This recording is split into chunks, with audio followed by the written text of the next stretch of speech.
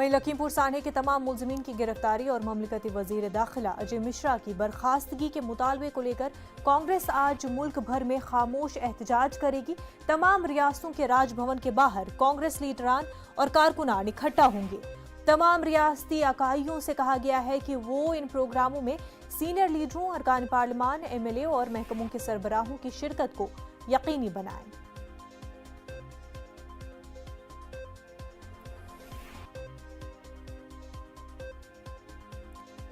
तो आपको बता दें कि यूपी में लखीमपुर सान्हे के अहम मुलजिम आशीष मिश्रा की पुलिस रिमांड वाली अर्जी पर आज समाअत होगी। यूपी पुलिस की SIT ने हफ्ते के रोज मरकजी वजीर ममलिकत बराए दाखिला अजय मिश्रा के बेटे आशीष मिश्रा को लखीमपुर खीरी में 3 अक्टूबर को होने वाले सान्हे के सिलसिले में तकरीबन 12 घंटे की पूछगछ के बाद गिरफ्तार किया था।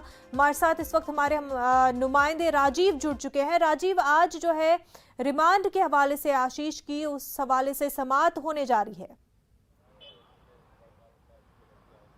देखिए, बीते 3 अक्टूबर को लखीमपुर के तिकोनिया में हुई हिंसा के दौरान 4 किसान और एक पत्रकार समेत 8 लोगों की मौत हुई थी, जिसका मुख्य आरोपी केंद्रीय गृह राज्य मंत्री अजय मिश्रा का बेटा आशीष मिश्रा बताया जा रहा था और उसकी गिरफ्तारी के साथ ही केंद्रीय मंत्री की बर्खास्तगी की मांग रखी गई थी।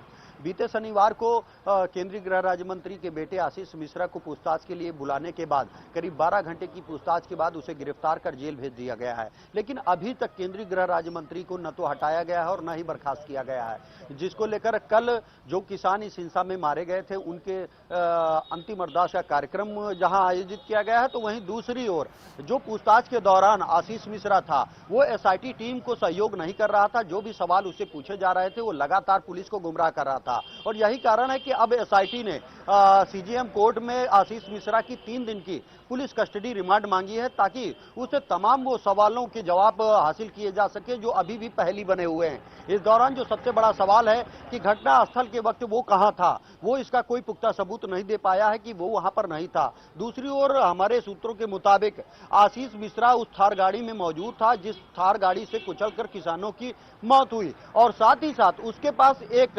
315 बोर की जो हथियार है उसका भी लाइसेंस है। ऐसे में ये भी साबित हुआ है कि जो कारतूस मिली है वो भी आशीष मिश्रा के असलहे की ही है। ऐसे में ये असलहा कहां पर है और कौन कौन लोग शामिल थे, इसकी पूछताछ के लिए पुलिस उसकी कस्टडी रिमांड चाहती है और इस पर आज 11 बजे CJM कोर्ट में सुनवाई होगी। ऐसे में अगर police custody remand Ashish Mishra की मिल जाती है तो ये आने वाले दिनों में जांच में एक बड़ा खुलासा हो सकता है और फिर ये पता लग जाएगा कि आखिर इस हिंसा का मुख्य जिम्मेदार कौन था। वहीं दूसरी ओर क्योंकि अब तक केंद्रीय गृह राज्य मंत्री की बर्खास्तगी नहीं हुई है, तो जो हिंसा पे किसान मारे गए थे उनकी कल अंतिम अरदास उसी स्थल पर की जाएगी जहां पर उनकी मौत हुई थी। तो ऐसे में हजारों की संख्या में उत्तर प्रदेश, पंजाब, हरियाणा, उत्तराखंड से किसानों की पहुंचने की संभावना है, जिसको लेकर सुरक्षा के मुकम्मल इंतजाम किए गए हैं। भारी संख्या में SSB, RAF, PSC police force तैनात की गई है और ये कोशिश की जा रही है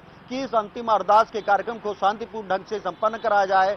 इस अंतिम अरदास के कार्यक्रम में यह ऐलान किया जाएगा कि अगर केंद्रीय गृह राज्य मंत्री की तत्काल बर्खास्तगी नहीं होती है तो संयुक्त किसान मोर्चा सिर्फ लखीमपुर या उत्तर प्रदेश ही नहीं बल्कि पूरे देश में जो किसानों की अस्थि कलश है वो ले जाएगा और सरकार के खिलाफ एक बड़ा आंदोलन करेगा। राजीव, बेहद शुक्रिया तमाम तर तफसीलात के लिए।